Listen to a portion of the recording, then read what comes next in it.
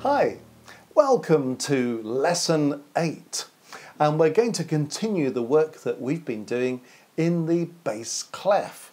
So have a look at the board and you'll see that in this lesson we've got a tune using the 5 lines of the stave that we've got used to now, telling us that there are 4 beats in every bar, and using the bass clef that's telling us that for the time being we're going to play with our left hand.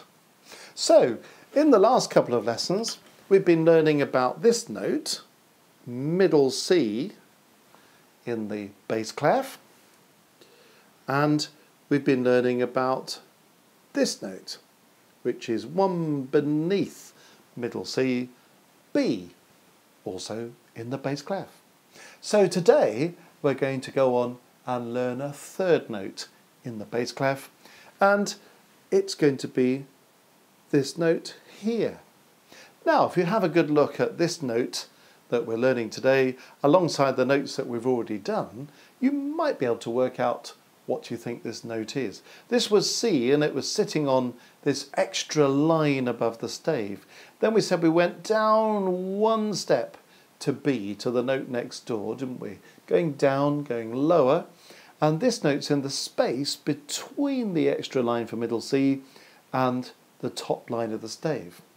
And this new note that we're doing today is actually going right through the middle of the top line of the stave. So it seems to be the next step down from B, doesn't it? So if this one's C and this is B, I wonder what you think this note is. Well, we said we're going backwards through the alphabet, didn't we, in the last lesson? We said we've got this note C, so the letter that comes before C in the alphabet is B, and the letter that comes before B in the alphabet is, of course, A. So, this new note on the top line of the bass clef stave is the note A. C, B, A. And it's a really good plan to get very familiar with what these notes actually look like. So have a good look at them. There's C, the one on the extra line. There's B, that's in that space between the extra line and the top line of the stave. And there's A, that's sitting on the top line. Get used to reading them the other way. So here's an A, there's B, there's C. And you get used to it when you're going C, B, A, that we're going down a step at a time. When we go up from A, we're going from A to B to C, we're going up a step at a time. And just remember that when we're going down, we're going to the left of the keyboard, step by step, and when we go up from A, we're going up step by step. So we get used to reading things that give us a picture of what we're going to do at the keyboard. Okay, well, if middle C is the note that we play with a left-hand thumb, and if B is the note that we play with finger number 2, then A is the next note down, and it's the note that we play with finger number 3. So again, you might just want to get used to finding those notes. You've had a chance to find C with the thumb, and to find B with finger number 2. Now we need to get used to finding A with finger number 3. So you could just practice finding those notes and playing down from C to B to A, remembering that we're going for clean exchanges between the notes, so it's lovely and smooth, no gaps between the notes. But we're not doing these kind of smudges where the first note overlaps with the second note or the second note overlaps with the third note. And we're not at the moment separating the notes. So we're trying to go very smoothly from one note to the next with those lovely clean exchanges. And you could do loads and loads of practice on that to get that really, really good. It takes a bit of practice to get it really good, actually. But there we are. So those are the 3 notes, C, B and A, and that's how you find them on the keyboard. Now, let's have a look at today's tune and see if we can just name all of the notes so we get used to finding them. So we're going to read those notes aloud together. So the first note then is the one with a line through it, so that must be this one, C. Then we've gone down a step to B, we've gone down another step to A, we've come up a step to B, up another step back to C. Remember, you can always identify C, it's the one with that line through it. Then we go down a step to B, down a step to A. Then the next note is A again. Can you see it's the same note twice? It's in exactly the same place on the stave. Don't be confused by the fact that this is a minim and this is a crotchet, because the minim's got 2 beats and the crotchet's got 1 beat, but they're both in the same place on the stave, so they must be the same letter name. This is A again. Then we go up a step to B, up a step to C, down a step to B, down a step to A, up a step to B, and finally down a step to finish on A. Now, I don't think the rhythm is going to be too complicated. The rhythm is the counting of the notes. Really what we mean by that word rhythm is how long or how short are the notes.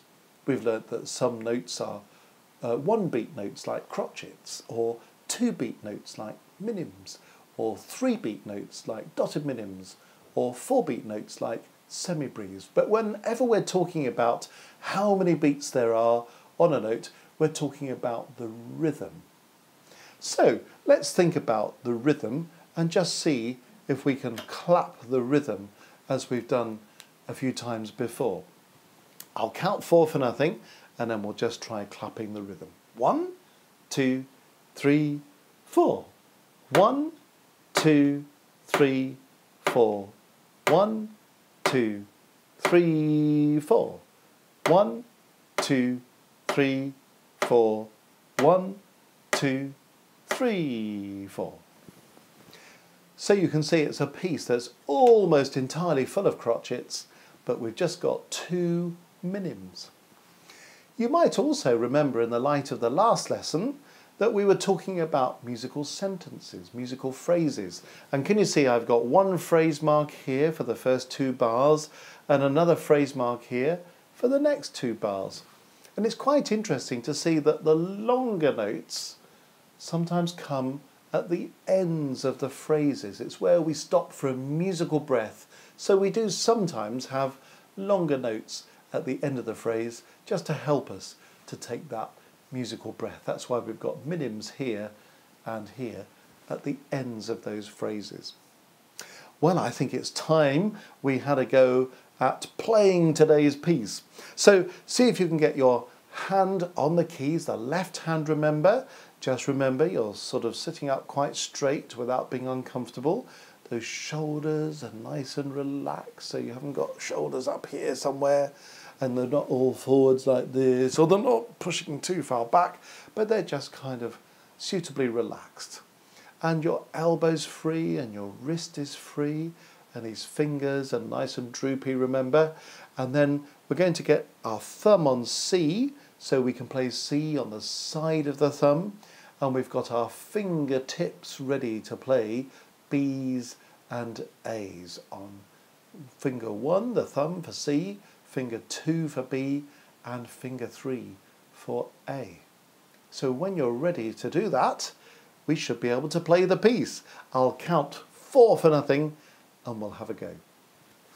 1, 2, 3, 4. 1, 2, 3, 4. 1, 2, 3, 4. 1, 2, 3, 4. 1, 2, 3, 4. Well, I hope that went well for you. Let's have another go. This time, instead of counting the rhythm, I'm going to say the letter names, so you're very comfortable about reading the right letters. Okay, let's have 4 for nothing. 1, 2, 3, 4. C, B, A, B, C, B, A, B, C, B, A, B, A. Good. Well, if you're happy about finding those notes, A, B and C, and if you're happy about doing the counting, then that tune should be going quite well and you'll be all set to play today's duet. Anything that's not going well, just rewind, have another go at the counting or have another go at finding those notes until it's all going very confidently, and then you'll be ready to step on to playing the duet with me. Here we go then. I'm going to count 4 for nothing and then we'll play the duet. 1, 2, 3, 4. 1, 2, 3, 4. 1, 2, 3, 4. 1, 2, 3, 4. 1, 2, 3, 4. I hope that went well for you. Now remember this thing, once you've got sorted out on your notes and your rhythms, remember this thing about the 2 phrases. We're trying to play this so it sounds like 2 musical sentences. Here's the first sentence and it comes to an end. So we have a tiny musical breath, and here's the second sentence and then that comes to an end. And sometimes when you're in these musical phrases, you kind of feel that maybe the music wants to get a little bit louder into the middle of the phrase and then a little bit quieter, and then the same again, a little bit louder into the middle of the phrase and a little bit quieter. And don't worry too much about how you can make that happen with your fingers. Just listen to that with your ears and try and feel the sense of the music getting louder in the middle of a phrase and getting quieter again, and it will probably just happen. Okay, let's have another go. So we're still thinking about the notes A, B and C, we're still thinking about counting, and now we're trying to be a bit expressive by really thinking about those 2 phrases in the music. Here we go. 1, 2, 3, 4. 1, 2, 3, 4. 1, 2, 3, 4. 1, 2, 3, 4. 1, 2, 3, 4. So I hope you managed to play all the notes and the rhythms, and you started to have a sense of this phrase growing in the middle and then getting a little bit quieter towards the end, and then growing into the middle of the next phrase and getting a bit quieter again. So it started to sound more expressive. Well, I hope you've enjoyed that lesson, and come back for lesson 9 when we'll be taking everything a little bit further back in the right hand.